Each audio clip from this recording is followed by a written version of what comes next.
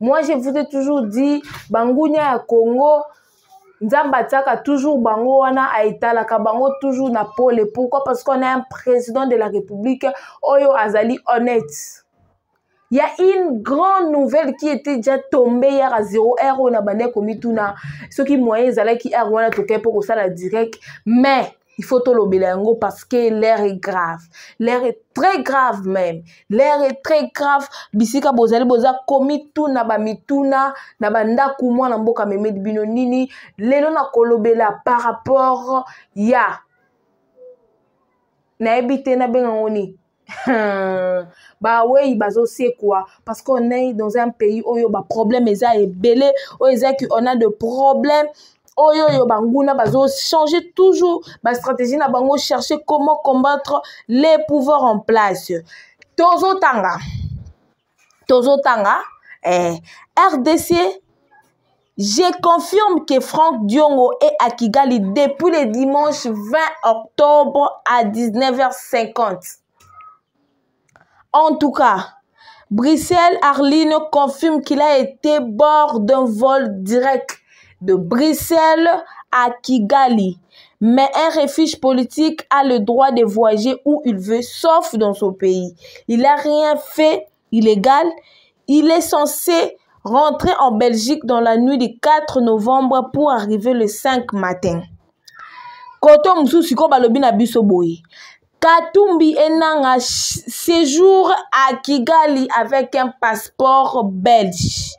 Les comploteurs de la République se déjoignent petit à petit, il n'y a pas longtemps. Moïse Katumbi, Corneille Nanga, Paul Kagame.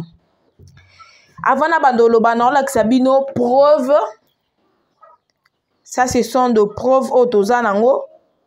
Ce sont de preuves tangible oh biso toza nango parce que biso to lingaka ko yela bino ba lokutate en fait to lingaka toujours to memela bino na ba preuve na biso il faut la ba preuve zali tangible ba preuve oyoyo ke no bana mboka baza wana baebi ke ba preuve oyoyo ezali vraiment tangible pour na kolakisa na population congolaise. Oyoyo, on a la Sabino juste, ceux qui osent voyager, place aux kende et puis sa destination, hein, vous voyez Bruxelles à Kigali.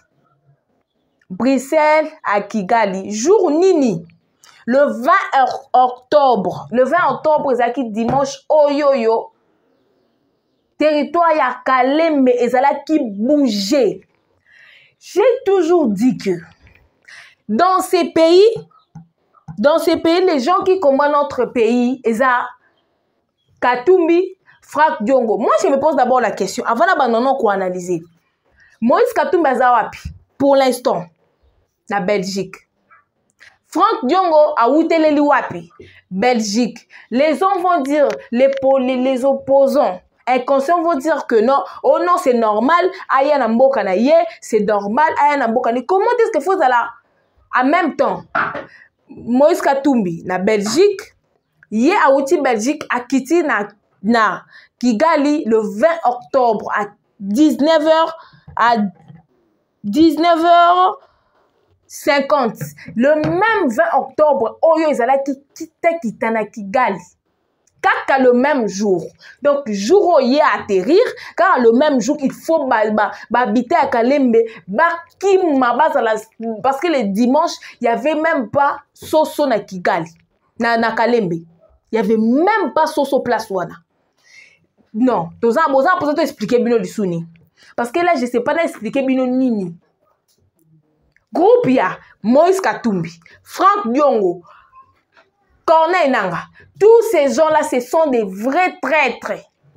Lelo na libino des sujets. Sujet à liboso nanga ezali par rapport il y a venu na Kigali le 20 octobre.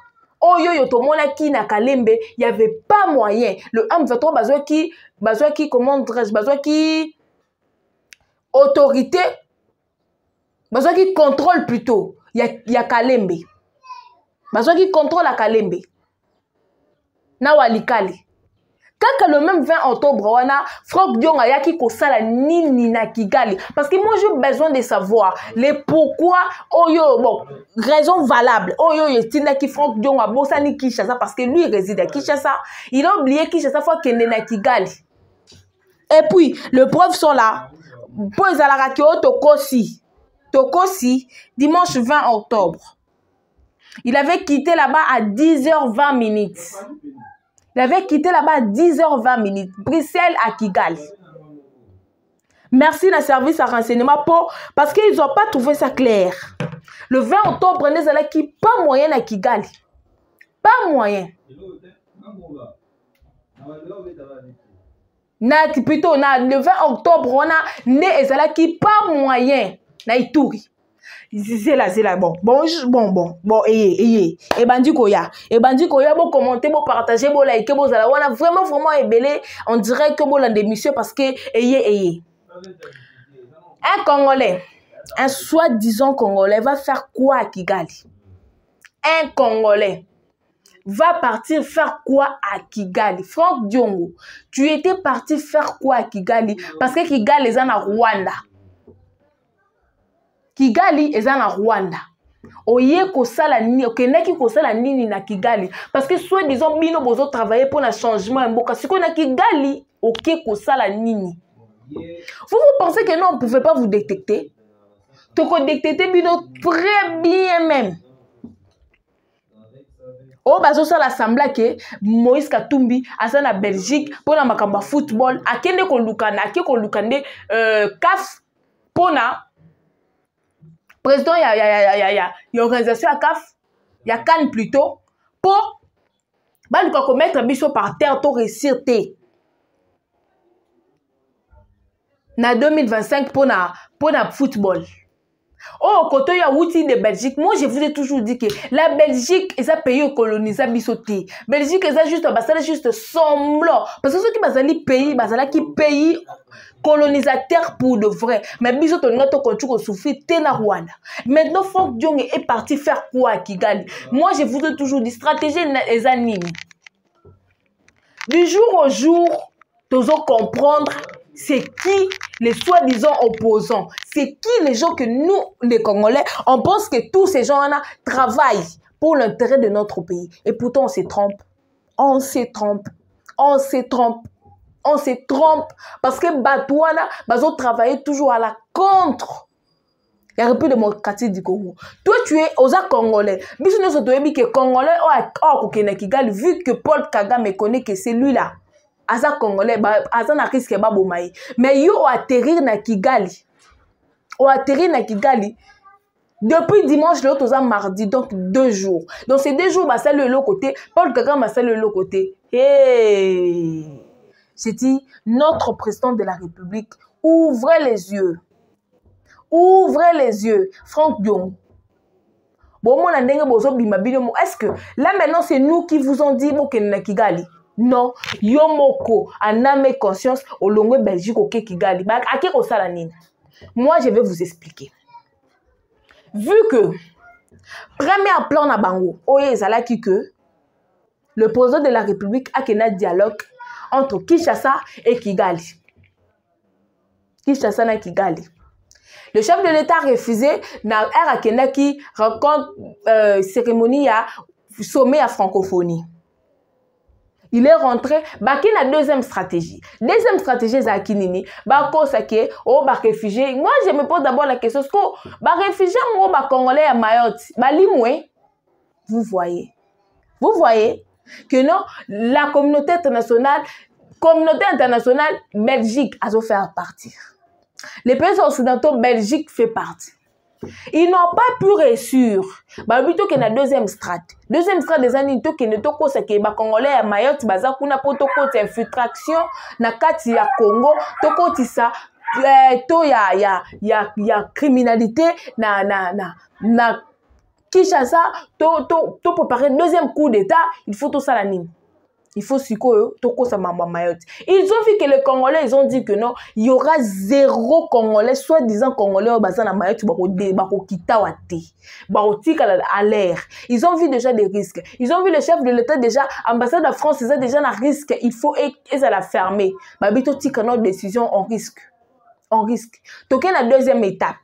On va utiliser Moïse Katumbi qui va mentir qu'il y a une piste d'atterrissage. Il y a Moulonde pour habiter à Moulonde baza ko souffrir.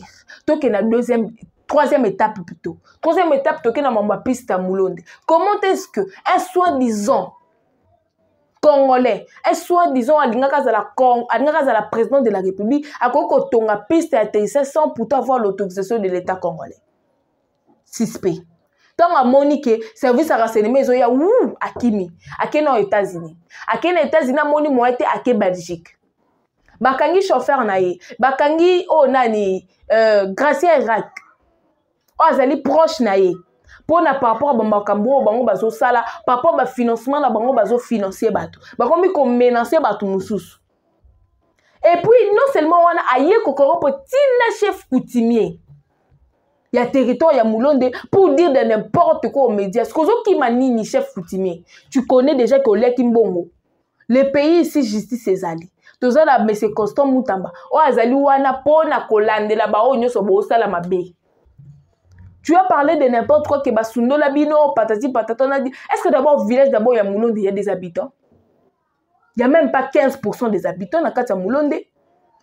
Bah, Monique, troisième piste na bangwana aïe et simbi kakate. Toti da délégation. Délégation est boyi kaka. Toke na Luanda. Toti liza Angola. Le même Angola wana Kigali a accepté à retirer bako rebelle là. Mais tisiko depuis ba signer qui signature wana tisiko yo. Le RDF reste toujours dans le sol congolais. Depuis ba signer qui lettre wana au Kigali a signé que non, je vais maintenant retirer mes troupes, mais tisiko nanu RDF quitter sol congolais, nanu peut ba FDLR ba quitter sol congolais. Ils ont multiplié toujours ma stratégie pour mettre à terme pour que ça régime en place. Si quand babi cette fois-ci, il faut utiliser ce qu'on Franck Diongo. Franck Diongo à 10 mois déjà dans les médias, a disparaîtra déjà. A disparaîtra déjà dans les médias. Cette fois-ci, tu vas utiliser Franck Diongo. À quel point ça moi je vais vous dire, moi le Franck Diongo à quel point ça Kigali. Ils ont préparé un autre moyen. Il y a que guerre na Est et ça gravé encore davantage. Pour kaka jour yi atterri na Kigali, guerre na Est Kalembe batubala likuna te même pas soso na Kigali na Kalemba la quitté. Même pas soso na Kalemba la quitté. Tout le monde ils ont fui ba soso ba kimi ba pigeon ba kimi. C'était pas possible. C'était hier ne ba FARDC na wazalelo ne ba récupérer qui le lot habita ya Kalembe bazongi na bandaku na bango na balie d'habitation na bango. Pourquoi il faut ça la macaque le même jour? Vous ne voyez pas parce qu'on n'a pas de yeux pour tout voir. Pour voir que non, Franck Diongo a ça déjà une mission précieuse batindie. Vu que lui il connaît comment est-ce que et la carte géographique, il y a Nord Kivu, il y a partie à Est na biso, ayemi sa bango moni soki bo terri place au place ba diamé il va na makasi koto. Côté sa place ba coltan, koto soki bo kanyango les FARDC bo ça le loté. Koto soki bo zong et puis il y a aussi des généraux. Oyo baza complice. Ake ko solo la na Paul Kagame parce que nous on connaît que ce Kazali vraiment moi j'ai dit pourquoi le chef de l'État n'a pas Kigali. Vous savez pourquoi? Parce qu'il a dit que ce Kigali ba bomaye. Pourquoi? Autorité mususu ba koki ko Kigali parce qu'ils savent que non, ceux qui ba kei Kigali ba ko boma bango. Mais Franck Diongo a calmement, tranquillement.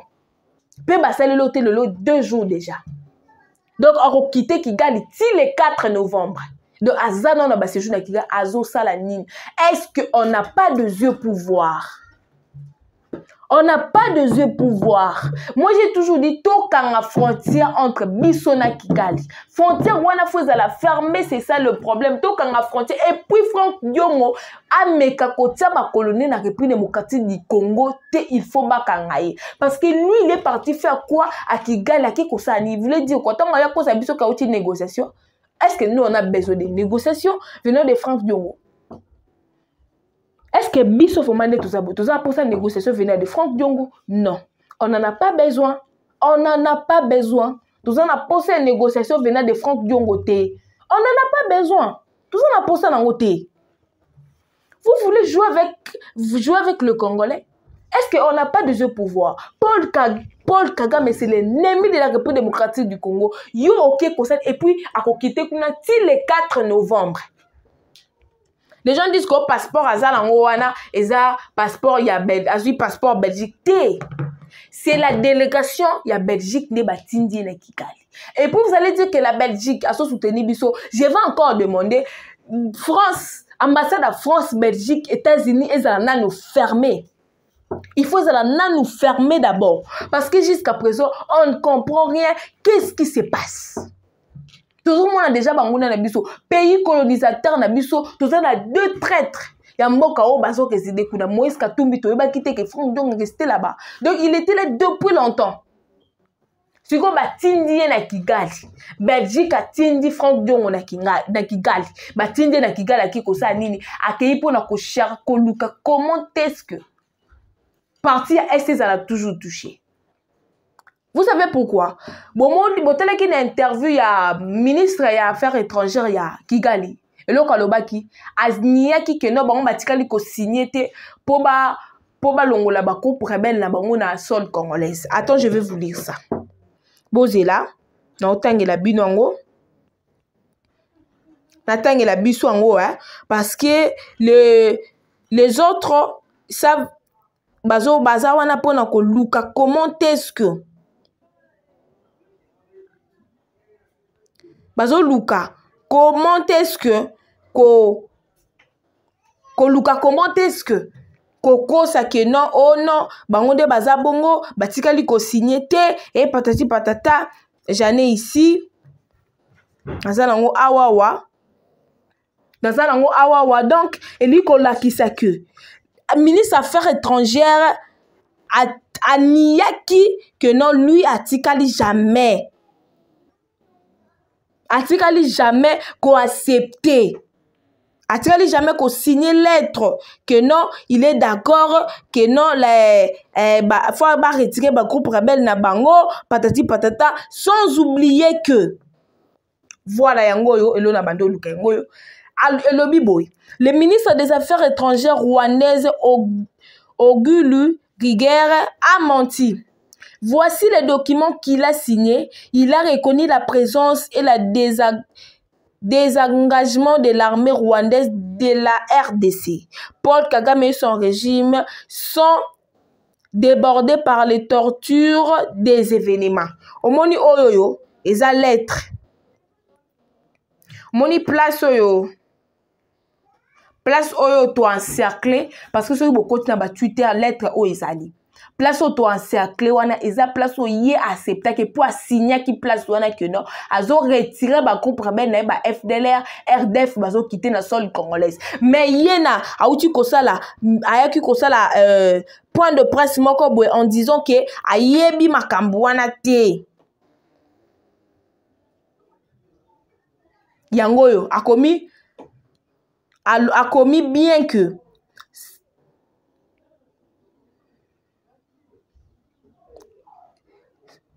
selon Rwanda, le nom c'est un peu difficile à côté. Son pays et le Rwanda n'est pas en guerre et n'a pas de groupe en RDC. Donc, à Meki Koni, ministre des Affaires étrangères, il y a Rwanda a nié que non, azala ba groupe rebelle na sol congolaise ti. A nié ki ango to bimi c'est là qu'est-ce qu'on va lettre na uti ko laksabino lettre oyoyo. Lettre Oyo. Ceux qui bloquent na Twitter, vous allez voir ça. Lettre Oyo, il y a encore, il y a Luanda. Soki boteng bomo na place moko ba signifier na rouge wana ba encercler yango ezande signature ya ministre affaires étrangères ya Rwanda. Il a nié ça pourquoi? C'est déjà un plan. Est-ce que nous on n'a pas de jeu pouvoir? Toujours comprendre qu'à quel côté. On ne comprend pas toujours qu'est-ce qui se passe. Toujours comprendre. On doit toujours comprendre que non, il y a quoi qui se passe parce que bino bo signé. Ba lettre ezali, ba preuve tout ezali, biso tout toujours garder ba preuve. Ba preuve tout ezali que vous signez que non, vous allez retirer les FDLR, les RDF, la sol congolaise. Mais après comme que non, on n'a pas signé. Tout ça na ba groupe rebelle na sol congolaise. Vous avez nié ça pourquoi? Ngala lobaki soi-disant accord, soi-disant négociation na Luanda wana, c'est juste une façon de mascarade. Belgique siko cette fois-ci atindi Franck Diongo na Kigali nde baza bongo bazana pona ko préparer guerre ya makasi. Je vais maintenant m'adresser na VPM ya défense na bisoke. Bon renforcer ba munitions, bon renforcer ba armes, bon renforcer ba hélicoptères. Sinon, ils sont déjà en train de préparer quelque chose. Donc, les Ouazalendo, les FARDC ne dormaient plus. Mon qui le 21, ils ont déjà, mais ils ont déjà avertissement déjà PC Bino. Ils ont déjà avertissement parce que vous étiez surpris. Pouf, c'était à 15 h. Mais déjà, Franck Diongo était déjà là. Il était déjà en route pour Nakigali. Vous comprenez déjà là où le pays est au Kende. Vous voyez maintenant les dangers de notre pays. Donc, ils sont là déjà en train de préparer Nini au fond Bango Basala parce que Franck Diongo maîtrise l'est du pays, c'est un Congolais. Akoye la Bango carte géographique à l'obi, moni na minito, ba wazale na la minito bazana Kalembi.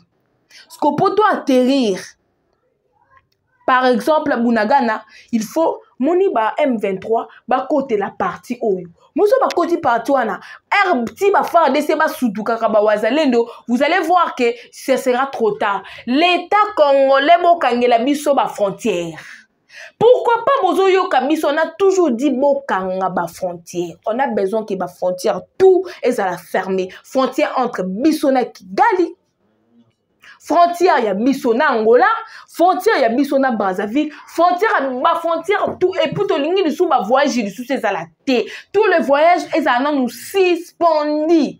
Momentanément, ti guerre na est aussi là. Et puis bon té la biso pour renforcer sécurité na frontière entre biso na Kigali. Pour renforcer les biso frontières. Franck Diongo il est parti là-bas parce qu'ils sont en train de préparer guerre Yamakasi Koleka. Barater ba coup d'état, barater ba guerre. Maintenant là tels qu'ils sont là, bah sont préparés ce qu'on y a Makasi Koleka. Bah sont préparés à Makasi Koleka. À complicité avec Vital Kamerhe. Moïse Katumbi déjà il est na kati ya makamona vu que ba moni l'état congolais a telemeli piste wana atterrissage. Moi je vous avais dit piste atterrissage wana moyen facile pour que Corneille Nanga a quitté les ambati na Moulonde ba comme ko siéger ba ko pour rebelle ba siéger na Moulonde parce que Moulonde ezali ville ezali territoire oyoyo batuba y a pas assez des habitants il y a que 15% d'habitants na Moulonde wana donc ata batu moko be ba yena ba ko atterrir wana il y aura personne qui va savoir que batu ba wana ce sont de rebelles. Bino mokanisi que guerre bango boko souk son kana est ils ont besoin que guerre ekota na ba province nyonso. Ne souci na bango ya wana. Basa na pose guerre ekota na ba province nyonso. Vu que Moïse Katumbi moni que ba telemeli piste na wana atterrissage parce qu'ils ont moyen facile. Oyo ok ba kokote na nzela Zambie ba koti. Ba yo vendre na Moulonde. O ezali nango territoire o ba vendre raté, il y a pas assez des habitants. Amoni kotona ba coincé, il faut siko fond donc akena Kigali. Akena Kigali pona koluka komonter ce que guerre et se manifester. Guerre et comme Makasi. Quand vous voyez déjà ministre des Affaires étrangères déjà à Rwanda a nié déjà qu'il y a un accord na bisoté. A très lui ko signé que azana ba groupe rebelle na sol congolais sans pourtant koyeba que non, il y a des lettres, nous les Congolais on garde toujours le preuve. To bombara toujours ba preuve. Pona ko lakisa ke yo soki koto wangani biso ba papier yango. Tant au signé qui ce n'est pas nous qui avait signé. Ce n'est pas nous qui avons signé. Franck Diongo, moi je vais demander. Bon, sunga biso bo kanga ba frontière nyonso. Après avoir ko kanga ba frontière nyonso, Franck Diongo a comme RDCT. A quitté na RDCT. À côté na RDCT. C'est pour ça que je demande beaucoup de frontières nyonso. Et puis cette fois-ci, il faut beaucoup identifier tous les gens qui sont à l'extérieur de notre pays. Bah tout bazo côté na RDC, il faut identifier bango.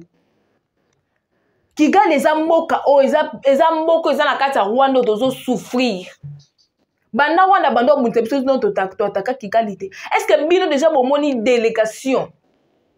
Il y a un opposant ou bien un politicien rwandais aye na Kinshasa? Non. Pourquoi faut que on fasse que des coups? Et puis pourquoi faut monter là de Belgique jusqu'à Kigali?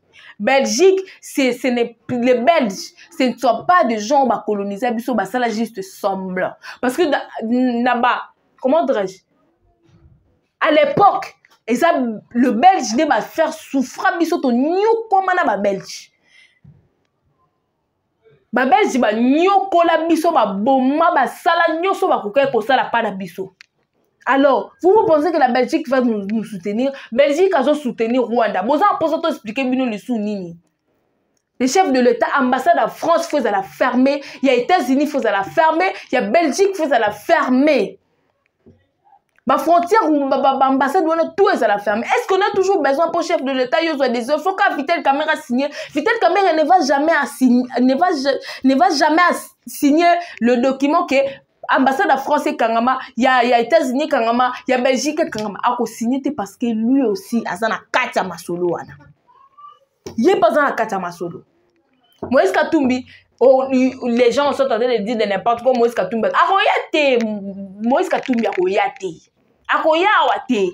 Boy melo na kesa akuna azosa basama kutana na organisateur ya kan azo luka comment est-ce que biso to zwa kan na kaf to zwa kaf wana te.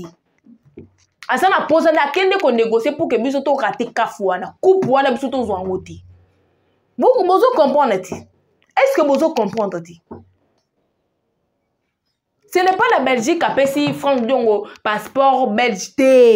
A payé passeport belge. C'est juste que a payé passeport belge. Problème est à nini.